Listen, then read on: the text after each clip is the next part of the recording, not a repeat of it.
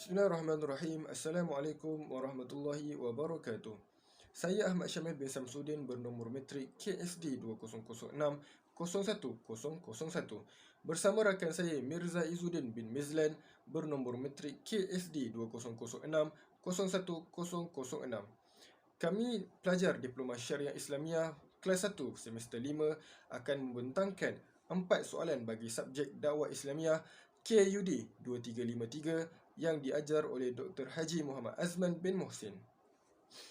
Soalan yang pertama adalah berkaitan pengertian Islam menurut ulama. Menurut Hamka yang wafat pada tahun 1981, Islam di sisi Allah ialah penyerahan diri yang bersungguh-sungguh kepada Allah dalam semua urusan, hingga dikatakan walaupun seseorang mengaku memeluk agama Islam, kalau ia tidak berserah secara bersungguh-sungguh kepada Allah Subhanahu Wa Taala dengan erti kata yang sebenarnya, belumlah dia Muslim sebenar sebab dia belum menyerah. Manakala menurut Syekh Muhammad Rashid Ridha yang wafat pada tahun 1935, Islam adalah bentuk masdar dari aslama yang memiliki makna tunduk dan patuh, iaitu menunaikan dan menyampaikan. Kemudian menurut Al-Maududi yang wafat pada tahun 1979, Islam dinamakan Al-Islam kerana taat setia dan kepatuhan, tidak berbelah bagi dan ketundukan kepada suruhan Allah serta menjauhi larangannya yang bukan dituruti secara paksa-paksa ataupun menunjuk-nunjuk atau dibuat-buat. Menurut Syed Qutb yang wafat pada tahun 1966, Islam bererti tunduk, patuh, taat dan mengikuti, yakni tunduk patuh kepada perintah Allah, taat kepada syariatnya serta mengikut kepada Rasul beserta manhajnya. Barang siapa tidak patuh, taat dan berektibar, maka ia bukanlah seorang Muslim. Oleh kerananya, ia bukanlah penganut dari agama yang diredai oleh Allah, padahal Allah tidak meredai kecuali Islam.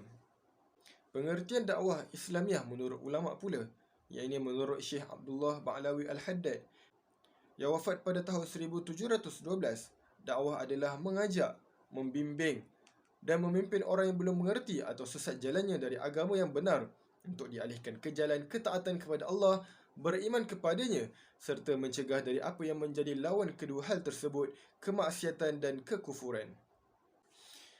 Manakala menurut Muhammad Nasir yang wafat pada tahun 1993, dakwah adalah usaha-usaha menyeru dan menyampaikan kepada individu dan seluruh umat Islam tentang pandangan dan tujuan hidup manusia di dunia ini yang meliputi amar ma'ruf nahi mungkar dengan berbagai media dan cara yang diperbolehkan akhlak dan membimbing pengamalnya dalam kehidupan masyarakat.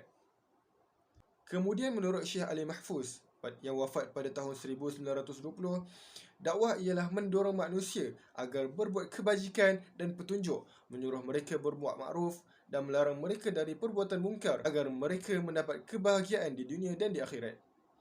Manakala menurut Syekh Yusuf Al-Qaradawi, dakwah sebagai suatu usaha membawa orang lain kepada agama Allah, mengikut petunjuknya, melaksanakan ketetapan Allah di bumi ini, mengkhususkan taat setia hanya kepadanya, melepaskan diri dari segala kongkongan yang bukan dari Allah, iaitu taghut, yang terpaksa dipatuhi, memberi hak kepada orang yang ditetapkan haknya oleh Allah, menyuruh kepada kebaikan dan menegah kemungkaran, serta berjihad kepada jalannya.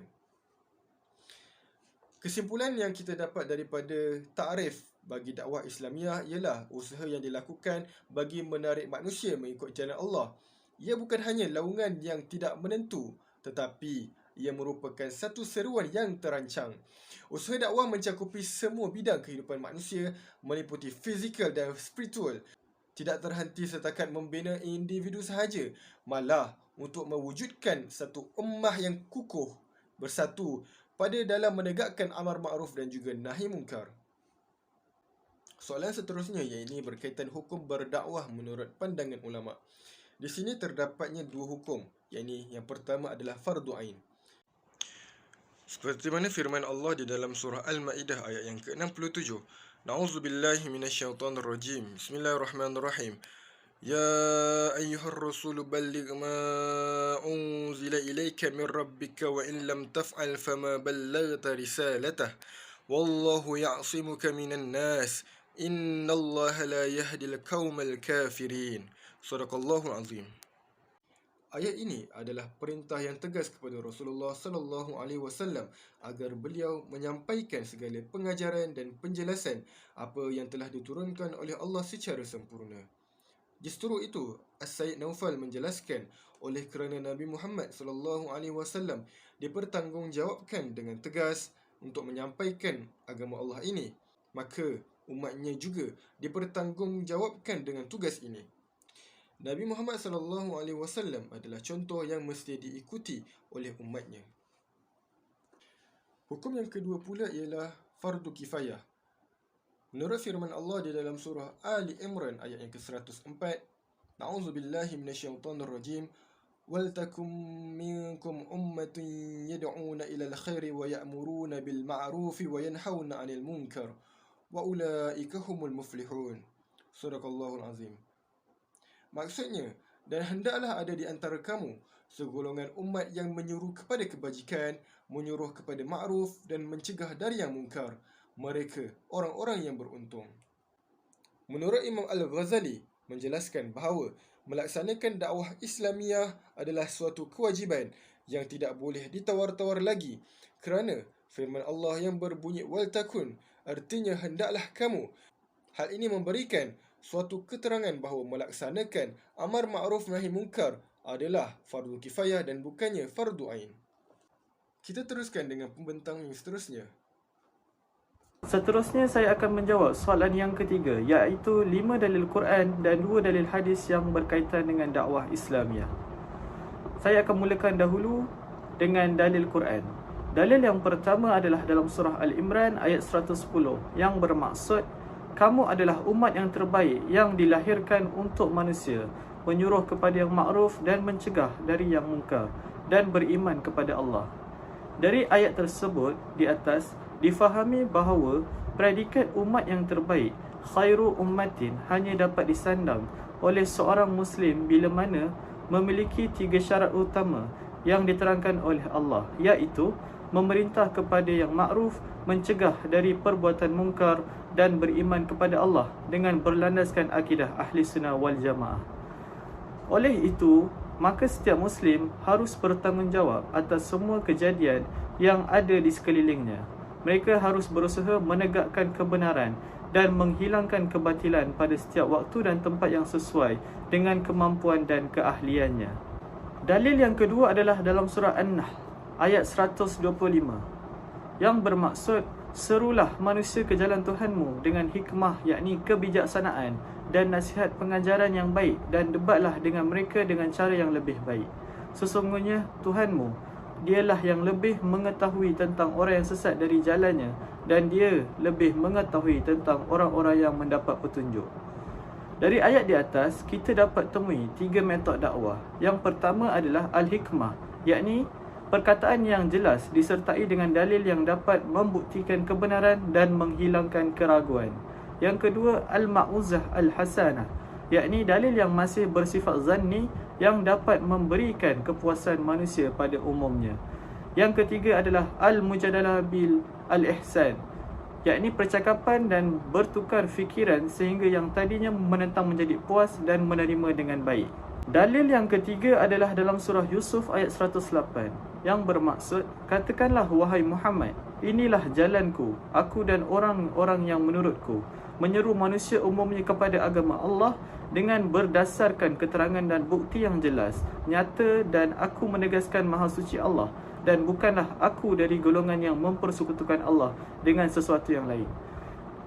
Dalil yang keempat dan seterusnya adalah dalam surah Al-Hajj ayat 67 yang bermaksud, bagi tiap-tiap umat kami ada suatu syariat yang tertentu untuk mereka ikuti dan jalankan. Maka janganlah ahli-ahli syariat yang lain membantahmu dalam urusan syariatmu, dan serulah wahai Muhammad manusia kepada agama umat Tuhanmu, kerana sesungguhnya engkau adalah berada di atas jalan yang lurus. Dan dalil yang terakhir adalah dalam surah Fasilat ayat 33 yang bermaksud, dan tidak ada yang lebih baik perkataannya daripada orang yang menyeru kepada, yakni mengesahkan dan mematuhi perintah Allah, serta ia sendiri mengerjakan amal yang saleh sambil berkata, sesungguhnya aku adalah dari orang Islam, yakni yang berserah bulat-bulat kepada Allah. Ketiga-tiga ayat tersebut memberi pengertian yang sama tentang dakwah, iaitu usaha membawa manusia kepada agama Allah.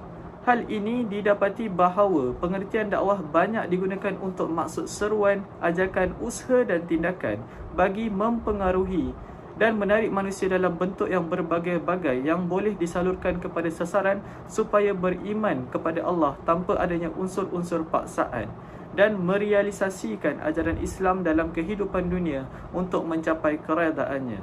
Jelasnya, dakwah dalam konsep yang luas mencakupi semua bidang kehidupan manusia, dan usaha-usaha dakwah perlu dirancang dengan teliti supaya ianya lebih efektif. Seterusnya adalah dua dalil hadis. Dalil hadis yang pertama adalah melalui hadis riwayat Rawahul Muslim yang bermaksud dari Abu Sa'ad berkata, bersabda Rasulullah SAW, barang siapa di antara kamu yang melihat kemungkaran, maka hendaklah ia merubah dengan tangannya. Jika ia tidak mampu, maka dengan lidahnya, dan jika tidak mampu pula, maka dengan hatinya, dan itu adalah selemah-lemah iman. Dalam hadis tersebut terkandung 3 alternatif dalam merubah kemungkaran, iaitu yang pertama adalah menggunakan kekuasaan, yakni bil yad, yang ada pada seseorang. Terutama yang terlibat dalam perintah ini adalah para penguasa, yakni pemerintah, dan juga para pemimpin dalam lingkungan kekuasaannya seperti guru terhadap muridnya dan orang tua terhadap anaknya. Yang kedua, memberi peringatan atau nasihat yang baik, yakni al-ma'uzah al-hasanah, iaitu dengan kata-kata yang lemah lembut yang boleh meresap dalam diri seseorang. Yang ketiga adalah ingkar dengan hati, menolak atau tidak setuju akan perbuatan yang mungkar. Hal ini dapat dilaksanakan apabila kedua alternatif di atas tidak dapat dilakukan. Dengan demikian, tidak ada seseorang pun yang dapat melepaskan diri dari tugas dakwah. Amar ma'ruf dan nahi mungkar sesuai dengan tugas dan kemampuan masing-masing. Hadis yang kedua adalah dari riwayat Ahmad dan Tabrani yang bermaksud, hendaklah kamu memberitahu dan memudahkan, dan jangan mempersulitkan, serta gembirakanlah dan jangan menekan. Apabila ada seseorang di antara kamu marah, maka hendaklah yang lainnya diam. Hadis di atas merupakan aspek psikologi yang menjadi contoh Rasulullah SAW kerana kemampuan seseorang dalam menerima dakwah perlu mendapat perhatian.